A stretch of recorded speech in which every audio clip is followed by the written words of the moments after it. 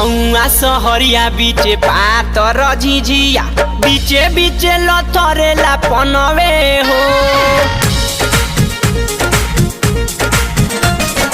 गौआ सहरिया बीचे पातर झिझिया बीचे बीचे लथरेला पनवे हो। से पनवाची भेले आदि तो विशाल भई से पनवाची भेले लकी उत्कर्ष भई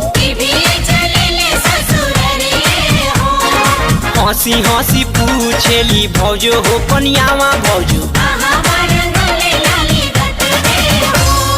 तोरा नई हरवा धनु मोरा ससुररिया साली सरहज रंगे लाली दतवे हो। गौआ सहरिया बीचे पातर झिझिया बीचे बीचे लथरेला पनवे हो।